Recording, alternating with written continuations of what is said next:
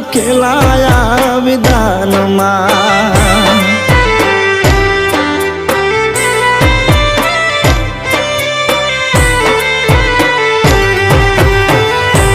એક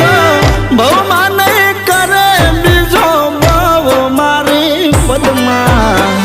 વેઠી નહીં વેઠાય એનાથી મારા વિરહ